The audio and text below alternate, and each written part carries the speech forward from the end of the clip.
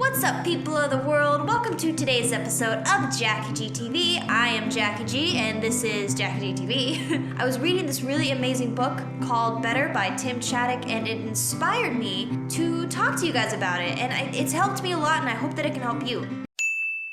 Something that I was reading about yesterday was an invisible burden. Do you guys ever feel like things that happened in your past still affect you in some way today? Even if there was a really long time ago, you can't see it, it's not there, no one knows about it, but it's still affecting you and you don't really know why or how to talk about it or how to solve it. That happens to me all the time. My past tends to act like an invisible burden. When I say that, I mean it's like baggage. You can't get rid of it. It still is affecting how you act and how you live your life today, but it's invisible. You can't see it, people can't see it, but you know that it's there. How the heck do you deal with something like that? It could be anything from failing a grade to being abused physically, emotionally, any sort of way when you were younger. Really anything like that, if it still affects you, it's a burden. The past experience that really sticks out to me lately about being an invisible burden is my college experience. My college experience lasted for 1 semester.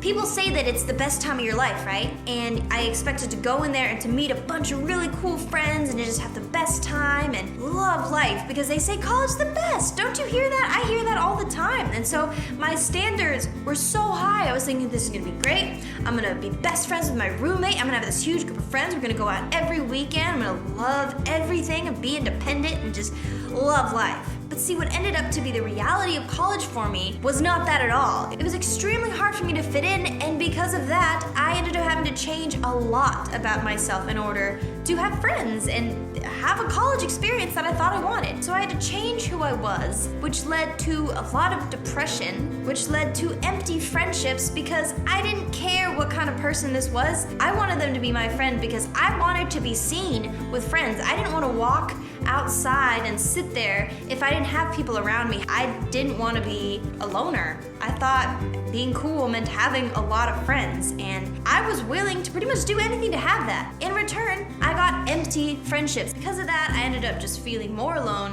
which led to more depression. I think the thing that really defined what having a good college experience or being cool meant was TV shows. You guys probably know I talk about a lot of TV shows, whether it be Friends, One Tree Hill, Pretty Little Liars. They all have the same theme going on. There's a group of friends that experience things together. That's it. There's always a group of friends. You never see a TV show about just one person. They're always surrounded by people, and that's a hard expectation to have for yourself all the time. So because of that, cool for me meant having lots of friends and partying. I think the reality of the situation, honestly, is that I just didn't really know who I was. And if you don't know who you are, how are you supposed to have real friendships? How do you know who you belong with and where you fit in? And who do you want to please? Because I wanted everyone to like me. I wanted to please everybody because I didn't know who I was. And what mattered to me, what made me feel important, what made me feel worthy was the opinion of other people. Huge insecurity I had, huge, that I still sometimes struggle with today. So basically, with that being said,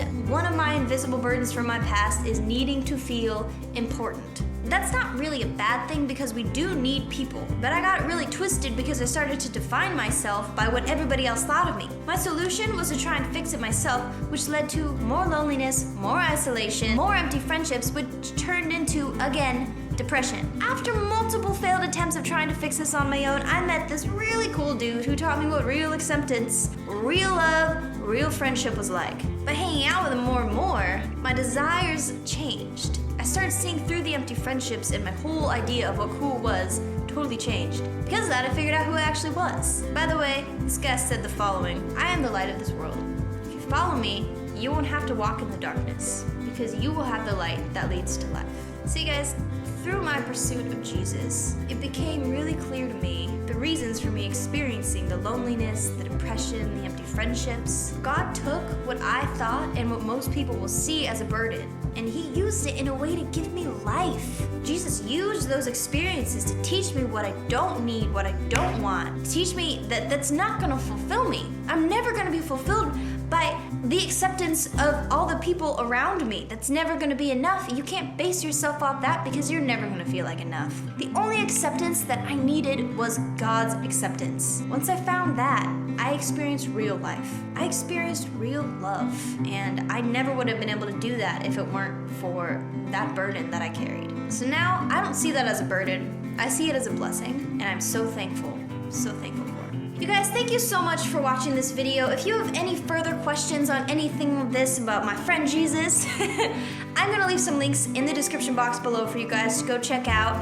If you have any questions, please feel free to ask me. My Twitter is @Jackie with 2 E's G7. Any questions, please let me know. Thank you for letting me share that part of my life with you. I think it's really important that we're honest with each other here, because if we're not being honest and we're not talking about real stuff, then like, what are we doing? What is this YouTube thing for anyway? What's the purpose of it? If you guys liked this video, please feel free to share it out with a friend or two. I think that'd be really awesome. I appreciate your time. You have a wonderful Thursday, wonderful weekend. Go eat good food.